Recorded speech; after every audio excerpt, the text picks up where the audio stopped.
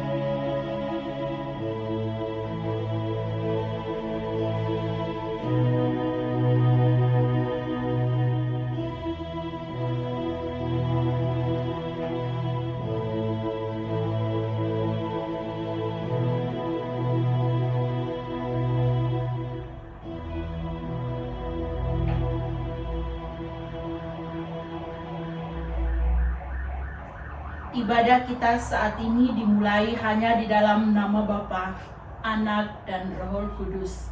Amin. Mazmur pujian kita pada saat ini diambil dalam Mazmur 11 ayatnya yang keempat. Saya akan membacakannya untuk kita sekalian. Tuhan ada di dalam bait-Nya yang kudus. Tuhan tahtanya di sorga. Matanya mengamat-amati, sorot matanya memuji anak-anak manusia. Saudaraku yang dikasihi dalam nama Tuhan, saat ini patutlah kita memuji menyembah nama Tuhan, karena Dialah Tuhan yang ada untuk selama-lamanya. Biarlah ibadah, puji-pujian, dan penyembahan kita akan terus memuliakan nama Tuhan dan berkenan di hadapan Tuhan. Mari kita nyanyikan pujian, suci, suci, suci. Suci,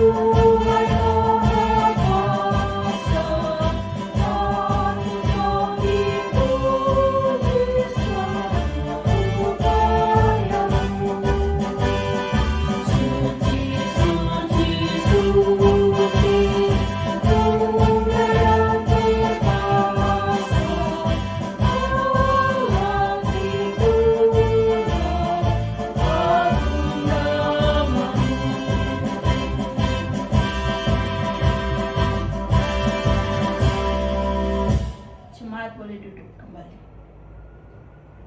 Saudara yang dikasihi dalam nama Tuhan, mari dengan terus kita memuji Tuhan, kita berikan segala puji dan hormat bagi Dia, karena Dia telah mati, bangkit, dan terangkat ke surga menyediakan tempat bagi kita sekalian.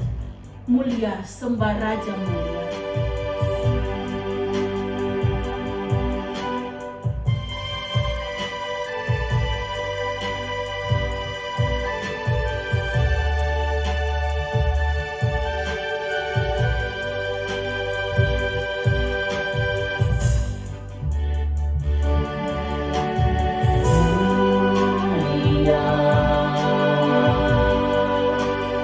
Sembah Raja mulia.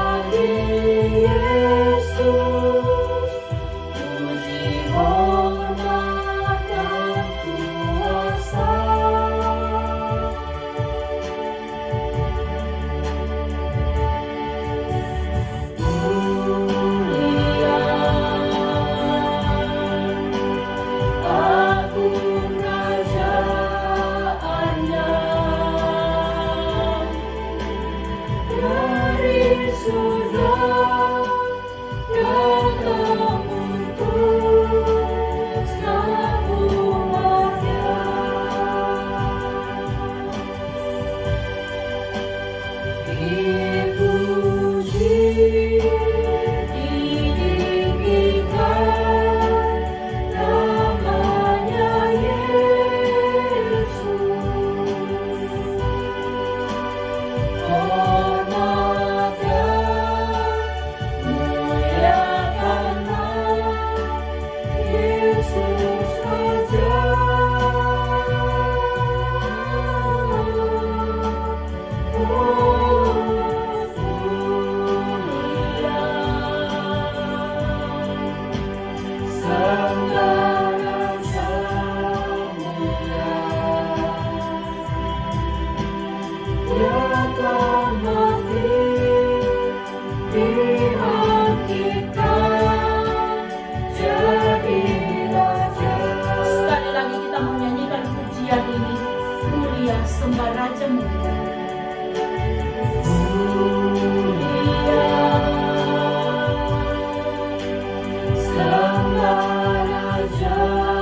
mulia. Bagi Yesus puji hormat dan kuasa.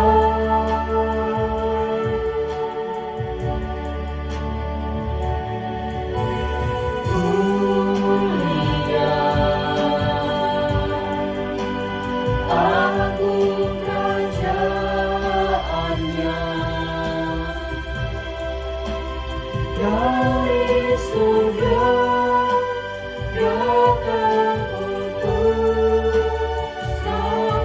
umatnya.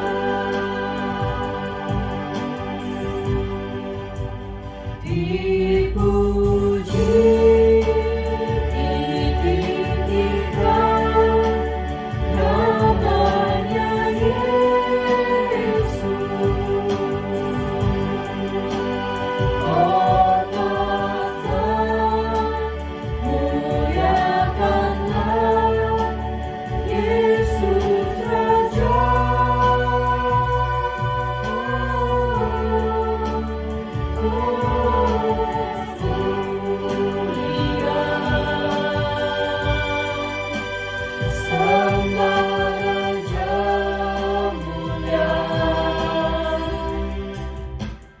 Dia telah mati, dibangkitkan jadi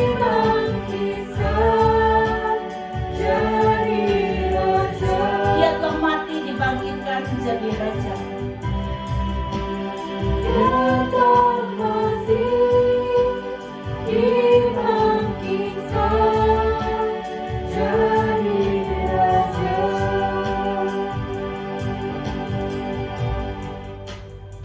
Tiba saatnya kita akan masuk di dalam doa pengucapan syukur, dan nanti sekalian akan dibawakan firman Tuhan kepada kita sekalian. Tuhan, bukakan mata hati kami untuk melihat kebenaran-Mu. Bukakan telinga kami untuk mendengarkan firman-Mu. Bukakan mulut kami untuk memberitakan Injil-Mu. Kami mau menantikan kehendak-Mu yang jadi dalam hidup kami. Mari kita nyanyikan pujian ini. Bukakan mataku Tuhan.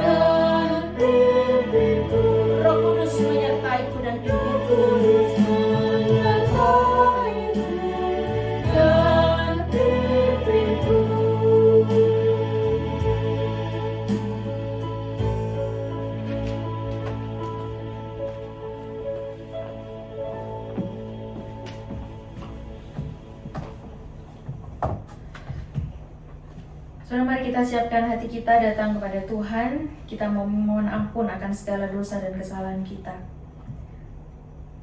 Mari kita merenungkan dosa-dosa kita yang sudah kita lakukan selama seminggu ini, yang mungkin kita lakukan di hadapan Tuhan, baik yang kita lakukan dengan sengaja maupun tidak sengaja.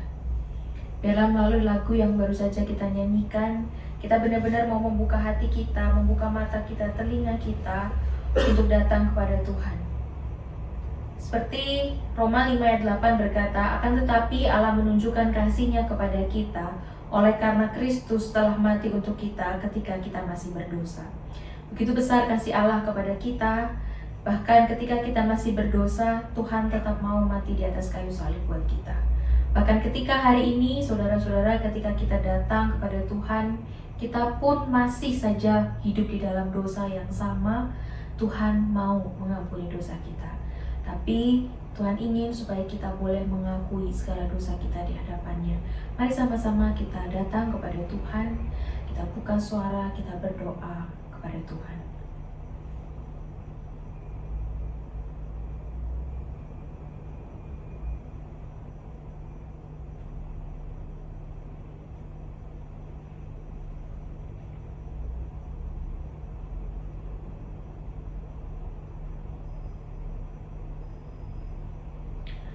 Ya Tuhan, kami mohon ampun akan segala dosa dan kesalahan kami ya Tuhan.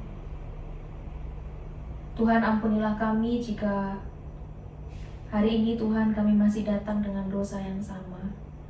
Bahkan mungkin ketika hari ini kami datang dan kami merasa bahwa kami tidak berdosa, bahwa itulah sesungguhnya kami sedang berdosa. Karena kami tidak mau mengakui dosa kami di hadapan Tuhan. Ya Tuhan, bantulah kami untuk tidak hidup di dalam dosa, untuk hidup di dalam roh. Bantulah kami untuk berubah, bantulah kami untuk bertobat. Tuhan, kalau hari ini kami belum bisa menyadari bahwa apa yang kami lakukan tidak berkenan di hadapan Tuhan, kiranya Engkau ketuk pintu hati kami, Kau bukakan mata kami, telinga kami, supaya kami bisa mendengarkan, kami bisa melihat kebenaran-Mu, kami bisa merenungkan apakah kami sudah melakukannya atau belum. Dan kalau belum, Tuhan, bantu kami untuk bekerja bagi Tuhan, bantu kami untuk melakukannya. Berubah ya Tuhan, sungguh-sungguh boleh menjadi anak-anak Tuhan yang berkenan di hadapan Tuhan. Kami bersyukur ya Bapa atas kasih-Mu yang luar biasa bagi kami. Engkau mau mati di atas kayu salib buat kami, bagi kami yang masih berdosa, bagi kami yang terus berdosa. Terima kasih Engkau masih mau mati di atas kayu salib bagi kami yang memberontak terhadap Engkau, bagi kami yang mengolok-olok Engkau di atas kayu salib. Tuhan, ampunilah kami. Ampunilah kami ya Tuhan. Kami sungguh bersyukur ya Tuhan untuk kasih-Mu yang gak pernah habis dalam hidup kami. Dan biarlah ya Tuhan Kau sentuh hati kami Tuhan sekali lagi dengan firman-Mu Tuhan. Kami mau buka mata kami mau buka telinga kami, dan pada akhirnya kami mau buka mulut kami untuk boleh menjadi saksi-saksi Kristus dimanapun kami berada. Kami siap untuk mendengarkan firman Tuhan, dan hamba-Mu juga siap untuk menyatakan firman Tuhan. Biarlah firman-Mu ini Tuhan boleh sungguh-sungguh memberkati setiap kami yang mendengarkan. Boleh menjadi kekuatan buat kami, semangat, pecutan buat kami, supaya kami Tuhan hidup semakin serupa dengan Kristus. Hanya dalam nama Yesus kami berdoa dan syukur. Amin. Mari sama-sama kita bangkit berdiri. Kita akan mengakui iman kita. Pengakuan iman rasuli. Aku percaya kepada Allah, Bapa yang Maha Kuasa, Khalik langit dan bumi, dan kepada Yesus Kristus, anaknya yang tunggal Tuhan kita, yang dikandung daripada Roh Kudus, lahir dari anak darah Maria, yang menderita sengsara di bawah pemerintahan Pontius Pilatus, disalibkan, mati dan dikuburkan, turun ke dalam kerajaan maut. Pada hari yang ketiga, bangkit pula dari antara orang mati, naik ke surga, duduk di sebelah kanan Allah, Bapa yang Maha Kuasa. Dan dari sana Ia akan datang untuk menghakimi orang yang hidup dan yang mati. Aku percaya kepada Roh Kudus, gereja yang kudus dan am, persekutuan orang kudus, pengampunan dosa, kebangkitan tubuh, dan hidup yang kekal. Amin. Selamat siang, jangan duduk dulu. Selamat siang semuanya. ya. Selamat siang untuk saudara-saudara yang ada di sini. Selamat pagi atau malam atau sore untuk teman-teman saudara-saudara yang melihat melalui YouTube. Ya. Puji syukur Tuhan begitu baik sama kita. Puji syukur kita dikasih kesempatan untuk ketemu via online sekali lagi. Ya, kita berdoa ya supaya nanti di bulan Juni minggu depan kita bisa, siapa tahu gitu ya, udah bisa dibuka gerejanya. Kita berdoa saja. Bapak Ibu Saudara sekalian, hari ini kita akan merenungkan satu ayat firman Tuhan dari Yohanes 20. Mari kita buka Alkitab kita dalam Yohanes 20 ayat 22 sampai 23. Yohanes 20 ayat 22 sampai 23.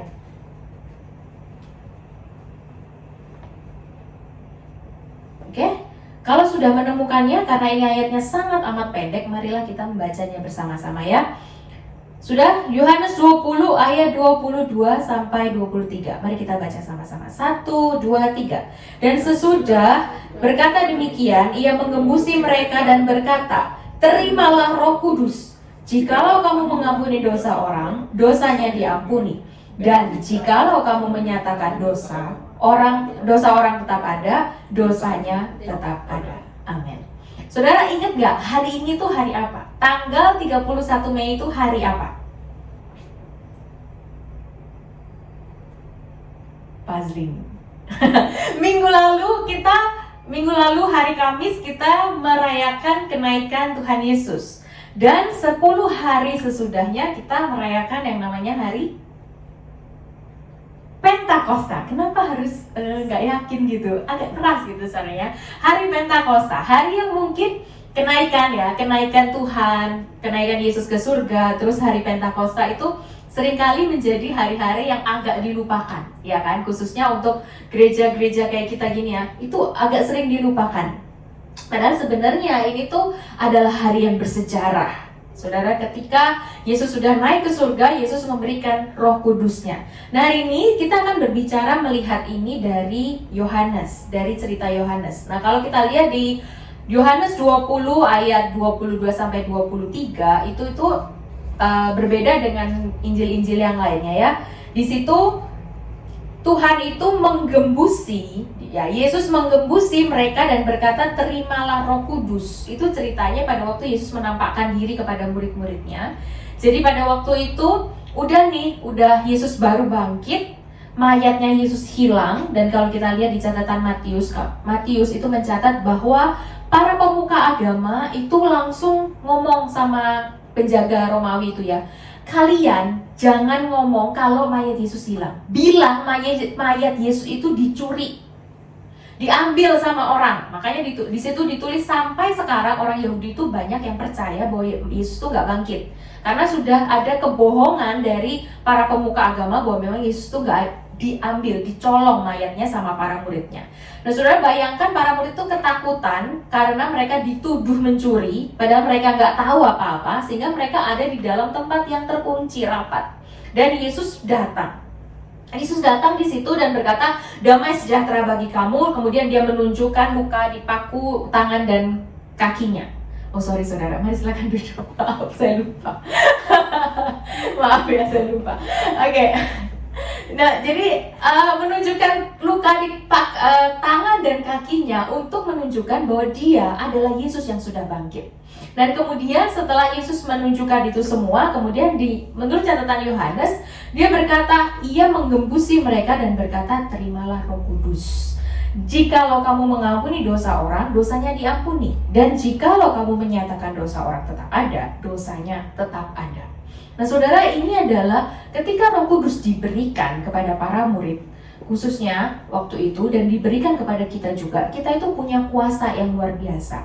Kalau di sini dikatakan, kalau kamu mengampuni dosa orang, dosanya sudah diampuni. Saudara, bukan kita yang mengampuni, tapi begini, kalau kamu mengampuni dosa orang, dosanya diampuni. Yang mengampuni itu Tuhan, bukan kita. Ya, jadi kita itu nggak punya kuasa untuk mengampuni dosa orang, tapi karena kita adalah anak-anak Tuhan, sehingga kita punya kuasa untuk menyatakan bahwa dosanya itu sudah diampuni. Makanya sekarang hamba Tuhan itu atau kita ya, kadang-kadang kita bisa berani untuk berkata sama seorang, tenang aja, dosamu itu sudah diampuni, ya kan? Karena bukan berarti kita yang sudah mengampuni, kita yang bisa mengampuni, tapi Tuhan melalui kita mengampuni orang tersebut. Nah, saudara, yang menarik di sini adalah dikatakan ia menggembusi. Yesus menggunakan kata menghembusi mereka dan berkata. Menghembusi itu kayak apa ya? Nyebul, meniup gitu ya, kayak gitu loh, saudara. Jadi kalau kita baca ayat kata menggembusi ini, kita akan teringat dengan Adam. Saudara, ketika Adam itu diciptakan oleh Tuhan dari debu dan tanah, setelah semuanya itu dibentuk sama Tuhan sedemikian rupa, terakhir Tuhan menghembuskan nafasnya kepada Adam sehingga Adam menjadi hidup kembali.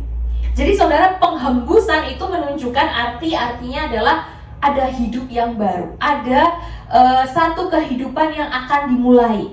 Dan gak cuma di Adam aja saudara, ketika Adam dikatakan hidup secara fisik, dia hidup, dan secara spiritual dia hidup ketika dia pertama kali Tuhan menciptakan Adam dan Hawa. Dan kemudian manusia jatuh ke dalam dosa sehingga secara spiritual manusia itu mati ya.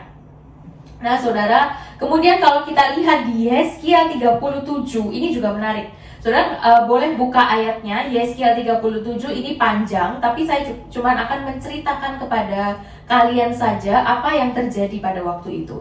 Jadi saudara, Yeskiel itu adalah seorang nabi besar, salah satu nabi besar yang dipakai oleh Tuhan untuk menobatkan, untuk memberitahu kepada orang-orang Israel untuk bertobat. Nah, dia ini namanya nabi ya saudara. Kalau nabi-nabi zaman dulu mereka itu punya penglihatan, punya nubuatan dan sebagainya. Dan hari ini di pasal yang ke-37, Yeskiel itu dikasih sama Tuhan penglihatan tentang nubuat akan kebangkitan Israel. Menarik sekali. Jadi ceritanya begini. Tuhan itu manggil Yeskiel, kemudian Tuhan berkata melalui rohnya, dengan perantaraan rohnya, dia itu Tuhan membawa Yeskiel itu ke lembah. Jadi bayangkan di lembah-lembah itu, dan di lembah itu saudara semuanya itu penuh dengan tulang-tulang kering. Yeskiel itu berkeliling di tengah tulang-tulang itu, dia melihat tulang-tulang itu bertaburan. Bayangin, bertaburan dan dikatakan sungguh sangat kering. Kemudian firman Tuhan berkata, "Hai anak manusia, dapatkah tulang-tulang ini dihidupkan kembali?" Kemudian dia berkata, "Ya Tuhan, kalau memang Tuhan mau, Tuhan pasti bisa menghidupkan tulang-tulang ini." Dan Tuhan berkata begini, "Ya udah, sekarang kamu bernubuat, kamu bilang bahwa tulang-tulang ini akan hidup, akan dikasih daging, dikasih urat, dikasih kulit supaya tulang-tulang hidup." Benar saudara, Yeskiel melakukan apa yang Tuhan suruh lakukan. Sehingga tulang yang tadinya kering, bayangin, saudara bisa bayangin gak ya, satu tempat itu penuh tulang-tulang yang berceceran, bukan tulang-tulang yang jadi satu, tapi tulang yang kakinya di sini, tulang sananya, tulang tangannya di sana dan sebagainya, itu bercampur, bertaburan itu bahasanya. Dan kemudian begitu si Yeskiel itu berkata, "Tulang-tulang, bangunlah," kayak gitu ya. Maksudnya untuk menjadikan mereka jadi satu, jadilah hidup. Saudara, kayak film-film horor itu loh saudara. Tulang-tulang yang dari jauh tuh di sini Yeskiel itu benar-benar menuliskan loh, ada bunyinya, berderak gitu ya. Ada bunyinya, itu jadi satu, tulang-tulangnya membentuk satu tubuh manusia, bukan satu tapi banyak. Karena dikatakan mereka, dan kemudian gak cuma tulangnya yang terbentuk, dikasih urat, ada uratnya, gak cuma urat, dikasih daging, dan kemudian ditutupi dengan kulit. Saudara, sehingga tulang yang tadinya kering itu menjadi hidup. Dan ketika sudah hidup, udah berdiri begini saudara, apa yang kurang? Nafas. Kemudian dikasih nafas, dikatakan dikasih nafas hidup, sehingga tulang-tulang yang kering ini tadi berdiri dengan tegap seperti tentara yang sedang bergerak. Wah saudara, ini keren sekali penggambaran ini. Jadi saya rasa mungkin ya saudara, penggambaran atau imajinasi tulang-tulang yang ada di film-film horor itu mungkin melihat dari imajinasinya, mungkin dari sini ya, dari tulang-tulang kering yang ada suaranya bergerak gitu katanya ya, terus menjadi hidup. Saudara, ketika dikatakan akan diberikan nafas, dihembuskan nafas, itu artinya akan diberikan kehidupan yang baru, sama seperti tulang-tulang yang kering ini. Dan Tuhan berkata di sini, kamu tahu nggak, tulang-tulang kering itu seperti bangsa Israel yang saat ini itu nggak punya pengharapan. Bangsa Israel yang saat ini itu benar-benar merasa bahwa mereka nggak punya apa-apa. Mereka tuh benar-benar kering secara spiritual, bukan cuma secara spiritual, tapi materi juga nggak punya. Karena bangsa Israel tuh dijajah sama orang, mereka nggak bisa tinggal di tempat mereka, bahkan di tanah milik bangsa Israel tuh mereka nggak punya. Apalagi ngomong kerajaan, gak ada saudara, mereka gak punya apa-apa. Jadi bangsa Israel itu sangat-sangat kekeringan dan dikatakan seperti tulang yang kering, tidak ada pengharapan. Saudara, kalau melihat ini, kita berkaca dalam kehidupan kita, saya nggak tahu mungkin Bapak Ibu Saudara di sini juga merasakan kekeringan saat ini. Kita mungkin kalau minggu lalu kita berbicara soal buah, soal pohon, dimana ketika kita itu benar-benar ada di pohon yang baik, kita akan menghasilkan buah yang baik. Dan untuk menghasilkan buah yang baik, kita butuh proses. Masih ingat ya? Kita butuh proses, dan ketika proses itu dijalankan, rasanya itu sakitnya luar biasa. Dan kadang ketika proses itu terjadi saudara, kita itu bisa saja kita mulai merasa bahwa kita nggak punya pengharapan. Kita mulai merasa kering. Saudara, banyak sekali, saya nggak tahu di sini ada nggak yang hari ini juga merasa kering secara spiritual. Kita merasa bahwa tangan Tuhan itu nggak kunjung terulur. Saudara, hari ini melalui apa yang Yeskiel katakan itu seperti membuat kita kembali disegarkan bahwa Tuhan itu akan memulihkan bangsa Israel. Tuhan akan memulihkan kekeringan kita di waktu yang tepat. Saudara, Tuhan bukan hanya membangunkan kita dan membiarkan kita adalah seonggok tulang-tulang yang berjalan, enggak. Tapi di sini dijelaskan Tuhan akan kasih apa? Urat. Tuhan kasih daging. Tuhan kasih kita kulit. Itu artinya saudara, Tuhan itu enggak bicara soal spiritual saja, asal kamu hidup, enggak. Tapi Tuhan juga akan memenuhi segala kebutuhan kita. Tuhan kasih urat, Tuhan kasih daging, Tuhan kasih kulit untuk membuktikan bahwa Tuhan itu membangunkan kita. Membangunkan kita dari tidur yang lama, dari kubur-kubur kita, untuk supaya kita menjadi hidup yang baru. Dan disitulah saudara, Roh Kudus bekerja. Nah, kalau Yehezkiel bercerita soal itu, saudara, kita lihat kebangunan bangsa Israel itu benar-benar terjadi juga saudara ketika Roh Kudus itu turun. Kisah Para Rasul 2 ayat 1-13. Mari kita buka sebentar Kisah Para Rasul 2 ayat 1-13. Ini kisah yang mungkin beberapa kali akan selalu kita baca ketika kita bicara soal hari Pentakosta, karena di sini adalah hari turunnya Roh Kudus. Saudara, pada waktu itu hari Pentakosta dikatakan tiba-tiba turunlah dari langit suatu bunyi seperti tiupan angin keras yang memenuhi seluruh rumah di mana mereka duduk. Jadi saudara, ini menunjukkan bahwa kedatangan Roh Kudus itu mempunyai power yang begitu dahsyat. Di Kisah Para Rasul 2 ini saudara, benar-benar dijelaskan bagaimana Roh Kudus yang sudah dijanjikan sama Tuhan itu benar-benar hadir. Saudara, jangan salah kaprah ketika kita berkata, oke, berarti Pentakosta itu bisa beberapa kali. Kan ada yang menyuarakan Pentakosta kedua, ketiga, dan sebagainya. Saya secara pribadi nggak setuju. Kenapa? Karena Pentakosta itu sebagai sign. Kayak gini, ketika kita membangun sebuah rumah, ya kita membangun sebuah rumah, bukan rumah loh, bangunan gitu, atau kita buat satu usaha, kita itu pasti ada yang namanya potong pita. Ya kan? Itu sebuah sign. Sebenarnya mau potong pita, nggak potong pita, sebenarnya rumah itu bakal kita masukin nggak? Iya kan? Restoran itu bakal tetap buka gitu. Jadi Roh Kudus itu tetap ada, tapi Pentakosta itu untuk mengukuhkan. Ini loh, janjiku sudah benar-benar tergenapi. Jadi sehingga saudara, Pentakosta itu nggak berkali-kali. Pentakosta itu sekali. Karena turunnya Roh Kudus itu cuma satu kali. Ketika kita percaya kepada Tuhan, Roh Kudus itu ada di dalam kita. Roh Kudus itu nggak pernah pergi, datang lagi, jadi nggak ada hari Pentakosta kedua, ketiga, dan sebagainya. Cuma sekali untuk selamanya. Dan saudara, satu hal lagi yang mungkin sering banyak orang salah kaprah, kalau kita lihat di dalam sini, memang saudara di Kisah Para Rasul 2, ketika murid-murid Yesus itu menerima Roh Kudus, mereka bicara dengan bahasa-bahasa yang tidak dimengerti. Bukan tidak dimengerti, bahasa-bahasa yang mereka sendiri nggak paham. Tapi sebenarnya yang dicatat di sini, yang dipentingkan di sini bukan keahlian mereka dalam berbahasa, tetapi saudara, ini kalau kita lihat di ayat yang ke-11 dikatakan bahwa orang-orang Yahudi atau non-Yahudi, orang Arab bahkan, itu mendengar mereka berkata-kata dalam bahasa mereka tentang perbuatan-perbuatan besar yang dilakukan oleh Allah. Itu, jadi saudara, ketika kita bilang bahwa ada bahasa roh, saudara, ketika Roh Kudus itu datang, itu bukan berarti apakah kita harus mendapatkan bahasa roh atau enggak, karena sekali lagi bahasa roh itu adalah karunia.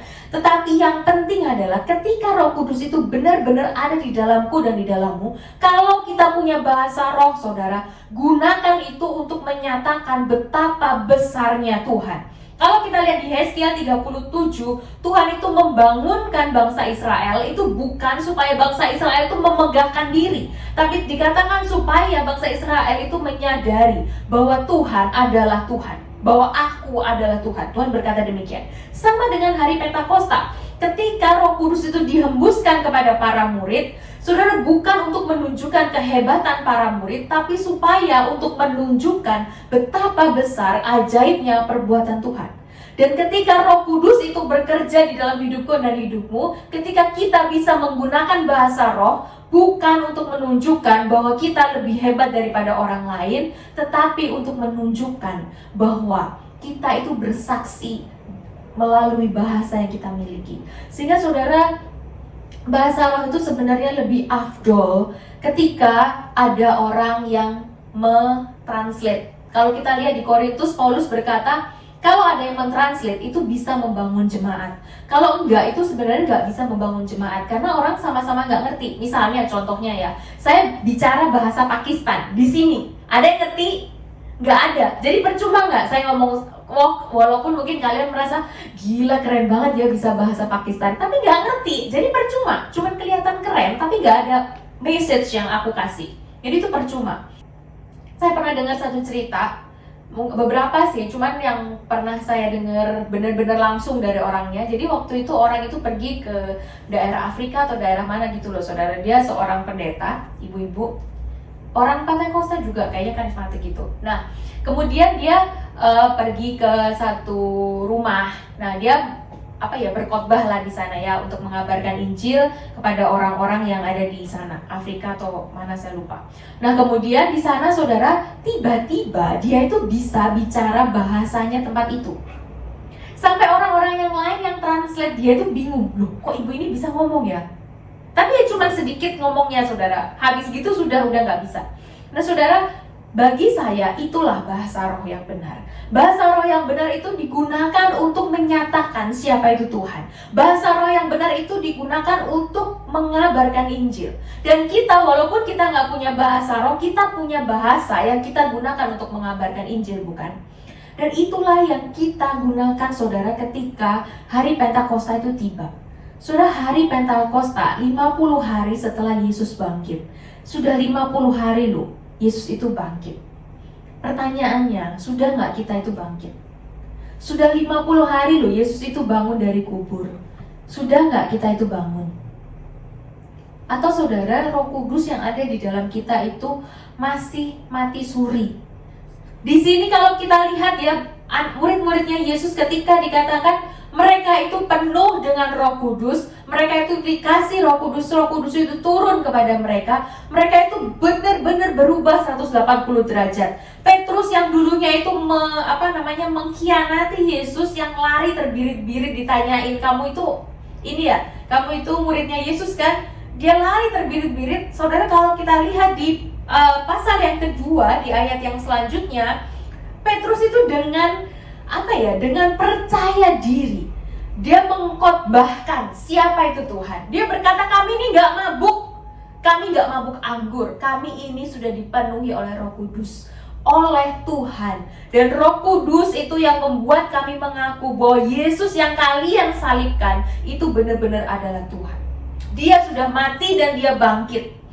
Nah saudara, sampai di sini mungkin kita akan berkata bahwa yaitu Petrus. Ketika kita disuruh mengabarkan Injil, kita akan berkata bahwa ya itu tugasnya hamba Tuhan. Saya nggak bisa lah, saya nggak tahu apa-apa. Nah saudara, kita di sini Tuhan itu nggak berkata begini loh ya. Ketika Yesus berkata sama para muridnya, bukan jadilah pengkhotbahku, enggak. Yesus berkata apa? Jadilah saksiku di Yerusalem, Yudea, dan seluruh bumi. Jadilah saksi. Saudara, saya mau nanya, kalau misalnya ada kecelakaan terjadi, kemudian kalian disuruh jadi saksi, kalian itu saksi yang sah ketika kalian itu cuman melihat, atau karena kamu pekerjaannya apa? Kamu detektif atau bukan? Kalau kamu bukan detektif, kamu nggak bisa jadi saksi. Kayak gitu? Gimana? Kalau kita jadi saksi, gimana Lin? Kalau misalnya kita jadi saksi, kita itu yang kredibilitas kita menjadi seorang saksi itu karena kita melihat peristiwa itu secara langsung. Nggak peduli siapa kita, nggak peduli apapun pekerjaan kita, ya kan? Nah saudara, sama dengan itu, ketika kita diminta oleh Tuhan, dipanggil oleh Tuhan menjadi saksi-saksinya Tuhan, kita nggak perlu, ya saya nggak bilang ya udah kalau gitu aku nggak usah belajar. Tapi saudara, ketika kita menjadi saksi, kita itu sedang menyaksikan, kita itu sedang ngomong sama mereka, sama orang-orang di sekitar kita, apa yang kita kenal tentang Tuhan. Jadi saudara, kalau misalnya yang kita kenal itu cuman, ya saya percaya sama Tuhan, karena saya benar-benar melihat bahwa Dia itu selalu bersama dengan saya. Hari-hari saya di mana saya down, Dia ada. Saya benar-benar kenal sama Tuhan ketika saya tahu usaha saya sudah bangkrut, porak-poranda. Tapi tiba-tiba dia datang kepada saya, memberikan kehangatan di saat saya nggak punya damai sejahtera, dia datang. Makanya saya percaya sama Tuhan. Just it. Hari kehidupan sehari-hari. Soalnya saya juga pengen bersaksi satu hal. Sesuatu yang mungkin kecil. Minggu lalu saudara, waktu hari Minggu, waktu saya mau keluar dari rumah, itu saya baru menyadari bahwa rumah saya itu nggak terkunci. jadi pintu itu kan nggak langsung pintu ya, ada kayak pintu jeruji itu loh, kan yang digembok. Nah gemboknya itu nggak tergembok saudara. Jadi itu kalau misalnya memang ada orang yang nakal, itu kelihatan banget kalau itu rumah terbuka gitu loh. Jadi waktu saya keluar hari Minggu itu saya shock. Saya nggak kunci semalam dari kemarin. Untuk saya perginya itu hari Sabtunya saya pergi.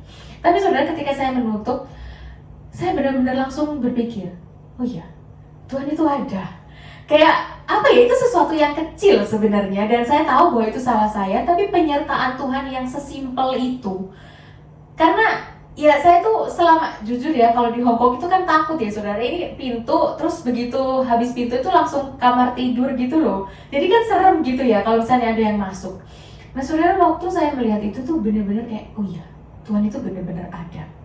Oh ya, saya tuh nggak salah selama ini punya pengharapan sama Tuhan. Tuhan tuh benar-benar jaga saya. Itu sesuatu yang simple. Tapi seringkali mungkin kita sebagai manusia biasa, saudara, kita itu berusaha menunggu sesuatu yang besar. Kapan sih Tuhan itu misalnya kasih saya pasangan hidup? Sudah berapa lama saya jomblo, saya nggak punya pasangan hidup gitu ya. Atau misalnya sesuatu yang besar lain, kapan Tuhan kasih saya rezeki nomplok 1 miliar datang tiba-tiba di depan mata saya? Sesuatu yang besar yang kita harapkan. Atau mungkin berapa lama lagi Tuhan saya bisa sembuh dari sakit yang sedang saya alami ini. Sesuatu yang spektakuler. Baru kita menyatakan bahwa Tuhan itu ada. Tapi sebenarnya dari keseharian kita, saudara, kalau kita mau melihat satu persatu, kita semua di sini ya, kita boleh datang ke sini dengan selamat. Walaupun kondisi Hong Kong ya demo, setelah demo selesai corona, sekarang corona selesai demo lagi, tear gas di mana-mana lagi, ya kan? Tapi toh, saudara, Tuhan tetap memberkati kita sampai hari ini, bukan? Bukankah itu juga suatu penyertaan Tuhan? Bukankah itu bukti bahwa Tuhan itu benar-benar ada? Dan itu juga bisa kita saksikan kepada orang-orang di sekitar kita, saudara.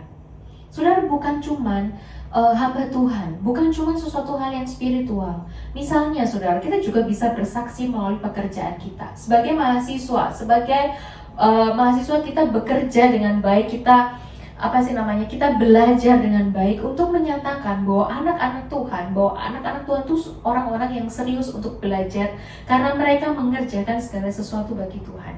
Ketika kita bekerja demikian juga. Saudara, mungkin saya juga pernah cerita waktu itu ada seorang dia orang Indonesia tapi dia bekerja di sini.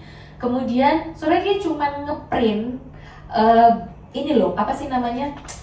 teks lagu. Dia cuma ngeprint teks lagu untuk persekutuan pada malam itu ya. Terus habis gitu dia ngeprint, terus orang di sebelahnya gitu tanya. Jadi teman kantornya gitu tanya, "Kamu ngeprint apaan sih?" Terus dia tunjukin, "Ini loh, ini aku tuh ngeprint lagu buat nanti kita itu mau persekutuan di gereja." Ini orang nggak percaya sama Tuhan yang diajak ngomong ini. Kemudian dia berkata, "Oh iya ya, kamu itu baik loh. Ternyata karena kamu orang Kristen ya," dia bilang gitu. "Wah, saya maulah nanti saya bawa anak saya ke gereja lah," dia bilang gitu. Saudara, itu hal yang kecil. Dia cuma ngeprint ini loh. Dia cuma ngeprint lagu-lagu ini di kantor. Kemudian dia ditanyain sama orang. Kemudian dia cuma menjawab, "Iya, nanti saya mau persekutuan." Terus dia melihat bagaimana orang ini sudah berlaku dengan baik selama di kantor. Kemudian dia bisa menyaksikan siapa itu Tuhan. Dan orang ini sampai mau mengajak anaknya untuk datang ke gereja. Saudara, sesimpel itu. Karena sebenarnya saudara, menjadi saksi itu bukan kekuatan dari kita. Seperti yang tadi, kita ini yang tulang-tulang kering, kita ini yang nggak bisa bersaksi. Saudara, jangan pikirkan bahwa saya bisa berdiri di sini itu karena saya dari dulu memang jago ngomong. Enggak, saudara, saya sama sekali nggak jago ngomong. Nah, kalau saya bandingkan saya dengan pengkhotbah yang lain, saya tuh jauh nggak bisa ngomong. Omongan saya cuma berkutat di bahasanya, kata-katanya cuma itu aja. Karena saya bukan orang yang memang pintar berbicara. Tapi saudara, ketika saya bisa berkhotbah, ketika saya bisa menyaksikan Tuhan, itu benar-benar Tuhan, benar-benar Roh Kudus yang menyatakannya. Kalau kita lihat dalam seluruh Alkitab, saudara, Tuhan itu berkata Roh Kuduslah yang akan membantu kamu berbicara. Bahkan Roma itu berkata, saudara, ketika kita itu nggak bisa berdoa, Roh Kuduslah yang membantu kita untuk membuka suara untuk kita berdoa. Lagu yang tadi kita nyanyikan, bukalah mataku, telingaku. Saudara, berkali-kali mungkin kita sudah buka mata kita buka telinga kita mendengar cerita tentang betapa besar kasih Tuhan, kita melihat perbuatan-perbuatan Tuhan yang luar biasa. Tapi seringkali mulut kita tertutup rapat, dan kita tidak mau mengabarkan Injil dengan alasan kita takut, dengan alasan kita nggak bisa ngomong. Padahal itu bukan kekuatan kita. Bahkan saudara, ketika walaupun saya seorang hamba Tuhan, saya ngomong sama orang, belum tentu kok orang itu percaya sama Tuhan. Itu bukan karena kehebatan saya, tapi karena Roh Kudus yang bekerja pada orang itu. Tugas kita adalah kita mau melakukan atau enggak. Sudah hari Pentakosta itu mengingatkan kita sekali lagi, kita ini sudah dihidupkan lagi sama Tuhan, kita sudah dihembuskan lagi nafas sama Tuhan. Roh Kudus itu sudah benar-benar ada dalam diriku dan dirimu. Pertanyaannya, maukah kita berkobar-kobar buat Tuhan? Ataukah kita mau mematikan kuasa Roh Kudus yang begitu luar biasa itu dalam kehidupan kita? Sudah menjadi saksi itu adalah tugas kita. Sudah, kalau kita lihat di sini ya saudara, sudah kita itu, kalau kita lihat di sini, Tuhan kan berkata, Yesus sebelum pergi itu dia berkata, jadilah saksiku di seluruh Yerusalem, Yudea, terus kemana lagi? Samaria, sampai ke ujung bumi. Kalau kalian lihat ya di Kisah Para Rasul 2, itu bukan cuma orang Yerusalem, tapi orang Yudea, bahkan sampai ke ujung bumi. Di situ ada orang Arab, orang Patria, orang Yudea, Frigia, Mesir, Libya. Banyak orang datang ke sana, saudara. Saudara, kita nggak pernah tahu kita itu ditemukan sama siapa. Apalagi kalian ya, kalian yang kerja, kalian yang kuliah di sini, kalian bertemu banyak dengan orang-orang Hong Kong, bertemu banyak dengan orang dari negara-negara lain, dan saya yakin kita bisa berbicara dengan mereka, bukan entah pakai bahasa Inggris, entah pakai bahasa Cantonese, Mandarin, atau apapun bahasa yang kalian bisa untuk berbicara sama mereka. Inilah kesempatan kita untuk bersaksi, bukan hanya kepada orang-orang Indonesia, tapi juga kepada seluruh dunia. Kalau kita baca Kisah Para Rasul, saudara, itu benar-benar kita melihat siapa itu namanya, para rasul itu ya saudara, benar-benar bekerja. Mereka nggak cuma bersaksi bagi orang Yerusalem, tapi bukan hanya Petrus, juga ada Filipus di dalamnya, ada Thomas, dan kemudian yang terakhir ada Paulus, ada Barnabas, Silas, saudara. Mereka bersaksi sampai ke Asia Kecil. Saudara, itulah tugas kita, dan itulah hari Pentakosta. Bukannya hari dimana kita itu bisa menyombongkan diri karena kita punya bahasa roh. Kita punya bahasa roh itu bagus, tapi gunakanlah itu, gunakan mulut kita, buka mulut kita untuk menjadi saksi buat Tuhan. Dan menjadi saksi buat Tuhan itu nggak nunggu kita harus cum laude. Menjadi saksi buat Tuhan itu hanya menyaksikan apa yang kamu ketahui tentang Tuhan, apa yang kamu rasakan tentang Tuhan. Saudara, mari kita buka ayat yang terakhir dari Yesaya 61, ayat yang pertama sampai yang ketiga. Yesaya 61, ayat yang pertama sampai yang ketiga. Dikatakan begini, Roh Tuhan Allah ada padaku, oleh karena Tuhan telah mengurapi aku. Ia telah mengutus aku untuk menyampaikan kabar baik kepada orang-orang sengsara dan merawat orang-orang yang remuk hati, untuk memberitakan pembebasan kepada orang-orang tawanan dan kepada orang-orang yang terkurung kelepasan dari penjara, untuk memberitakan tahun rahmat Tuhan dan hari pembalasan Allah kita, untuk menghibur semua orang yang berkabung, untuk mengaruniakan kepada mereka perhiasan kepala ganti abu, minyak untuk pesta ganti kain kabung, nyanyian puji-pujian ganti semangat yang pudar, supaya orang yang menyebutkan mereka pohon tarbantin kebenaran, tanaman Tuhan untuk memperlihatkan keagungannya. Sudah sama seperti Yesaya, bukankah roh Tuhan itu juga ada pada kita? Oleh karena Tuhan itu sudah mengurapi kita. Tapi apakah saudara kita sudah menyampaikan kabar baik? Sudahkah yang kita lakukan itu memberikan pembebasan buat orang, atau malah membuat orang tuh semakin terpojokkan, semakin terhakimi? Sudahkah kita itu datang untuk menghibur orang yang berkabung, atau malah kita menyalahkan orang yang berkabung, membuat orang yang berkabung menjadi berkabung? Saudara, kekuatan Roh Kudus itu sudah ada di dalam diriku dan dirimu. Mari saudara, kita benar-benar berpegang kepada Roh Kudus, sehingga hari Pentakosta yang mengubahkan para murid hari ini juga boleh mengubahkan kita. Amin. Mari kita berdoa. Tuhan, kami bersyukur untuk Roh Kudus yang sudah Tuhan berikan kepada kami. Terima kasih ya Tuhan untuk satu hari yang luar biasa Tuhan, kami boleh menerima Roh Kudus. Kami boleh sungguh diingatkan kembali Tuhan bahwa kami tidak berjalan sendirian, bahwa kami tidak pernah sendirian, bahwa Tuhan itu selalu bersama dengan kami. Bahkan ketika kami sudah menjadi tulang-tulang yang kering, yang kami gak punya pengharapan sama sekali Tuhan, Tuhan akan pakai kami dengan luar biasa. Tuhan akan menghidupkan kami, Tuhan akan menggembuskan nafas itu, menggembuskan Roh Kudus kepada kami, sehingga kami punya kuasa Tuhan. Bukan punya kuasa untuk menunjukkan bahwa kami lebih hebat daripada yang lain, bahwa kami memiliki bahasa roh sedangkan yang lain tidak. Bukan soal itu, tetapi punya kuasa untuk memberitakan Injil. Tuhan, pakai mulut kami, buka mulut kami ini Tuhan.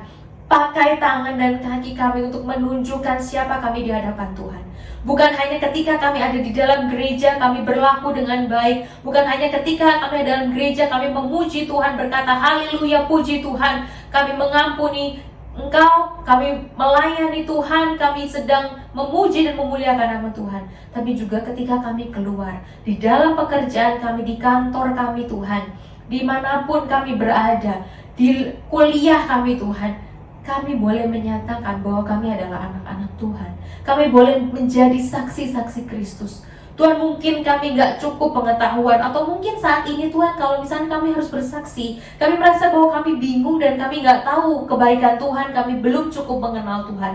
Kiranya Roh Kudus-Mu sekali lagi mengetuk pintu hati kami Tuhan. Roh Kudus-Mu sendiri yang berbicara kepada kami apa yang harus kami katakan, apa yang harus kami saksikan. Tuhan, kiranya Tuhan Kau datangkan orang-orang dari seluruh penjuru dunia ini Tuhan kepada setiap kami. Untuk ya Tuhan, supaya kami boleh belajar, berlatih untuk menjadi saksi Tuhan. Bantu kami untuk membuka mulut kami dan menyatakan, I'm a Christian. Aku adalah pengikut Kristus. Sehingga ya Tuhan, Roh Kudus itu boleh sungguh-sungguh dan berdampak seperti angin yang begitu kencang, yang punya power yang begitu luar biasa. Karena kami juga ingin Tuhan seperti murid-murid Tuhan yang benar-benar diubahkan sejak Roh Kudus itu hadir dalam kehidupan kami. Terima kasih ya Tuhan, sekali lagi Tuhan kami mohon, kami doa, bangunkanlah kami, bangkitkanlah kami Tuhan, hembuskanlah nafas kepada kami lagi, supaya ya Tuhan kami tidak lagi menjadi kering, tapi kami bukan hanya jadi memiliki pengharapan, tapi kami juga memberikan pengharapan. Hanya dalam nama Yesus kami berdoa, amin.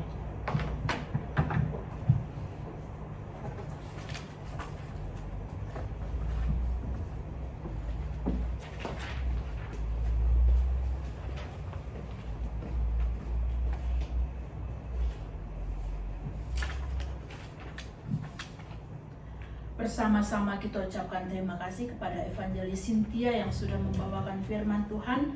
Tuhan yang akan memberkati hambanya dan juga kita sekalian. Saudaraku yang kekasih di dalam nama Tuhan, sebagai respon kita dalam firman Tuhan saat ini, biarlah setiap kita yang sudah diberkati oleh Tuhan, kita mau membawa berita sukacita kepada sesama kita. Kita juga boleh bersaksi untuk setiap anugerah Tuhan yang nyata dalam kehidupan kita. Mari bersama-sama kita nyanyikan pujian. Kita harus membawa berita.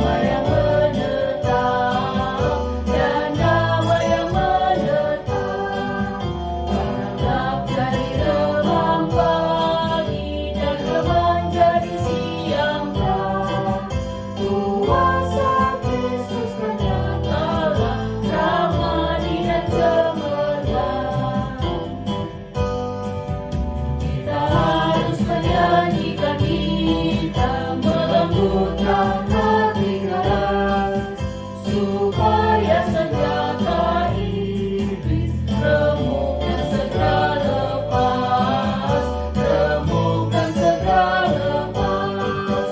Tetap dari remang pagi dan remang dari siang hari, kuasa Kristus nyatalah damai dan cemerlang. Kita harus bersaksi di dunia tentang kuasa darah kudus.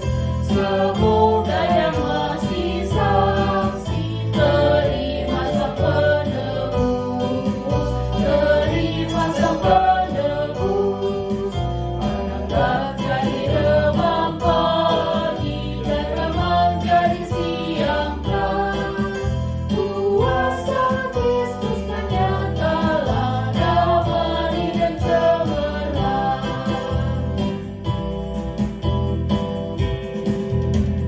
Tiba saatnya kita akan masuk dalam doa syafaat. Mari kita satu di dalam doa, kita berdoa. Tuhan Allah Bapa kami yang bertata dalam kerajaan surga, sekali lagi kami menaikkan ucapan syukur kami untuk kasih setia dan rahmat Tuhan yang selalu nyata dalam kehidupan kami. Pada siang hari ini kami sudah boleh belajar firman Tuhan.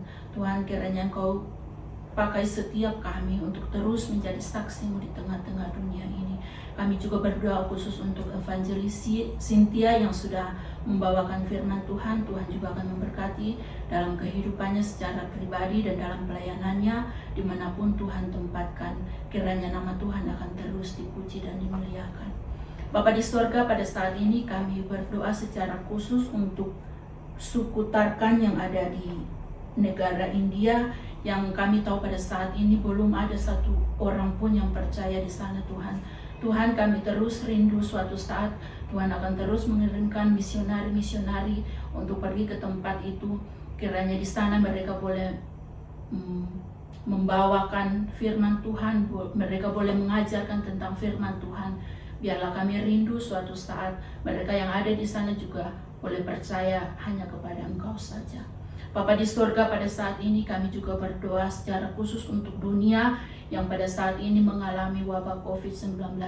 Tuhan, kami tahu wabah ini di mana saja pasti ada. Untuk itu kami juga berdoa untuk setiap para dokter dan perawat-perawat yang ada di garda terdepan, yang mereka bekerja untuk melawan COVID ini. Tuhan juga akan memberkati pekerjaan mereka. Tuhan memberikan kesehatan tubuh kepada setiap mereka. Biarlah mereka boleh bekerja sesuai dan seturut dengan kehendak Tuhan saja. Bapa di sorga, inilah doa kami yang kami bawa dan sembahkan hanya di dalam nama Tuhan Yesus yang sudah mengajarkan kami berdoa bersama. Bapa kami yang di surga, dikuduskanlah nama-Mu. Datanglah kerajaan-Mu, jadilah kehendak-Mu di bumi seperti di surga.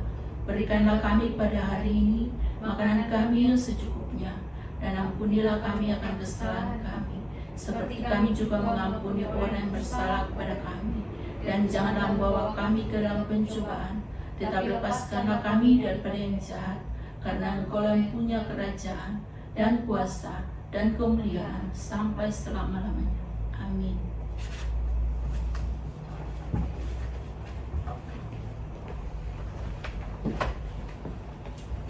Saudara, mari kita bangkit berdiri. Kita akan mengembalikan segala kemuliaan bagi nama Tuhan. Doksologi.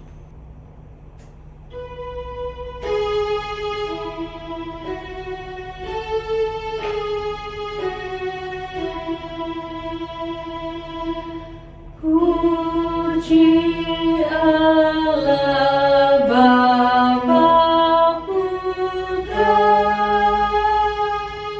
puji Allah Roh Kudus, ketiganya yang esa. Selamat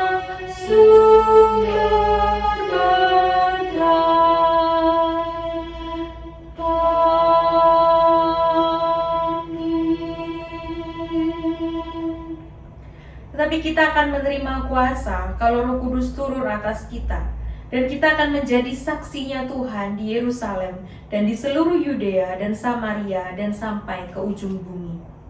Semoga Allah, sumber pengharapan, memenuhi kita dengan segala sukacita dan damai sejahtera dalam iman kita, supaya oleh kekuatan Roh Kudus kita berlimpah-limpah dalam pengharapan. Amin.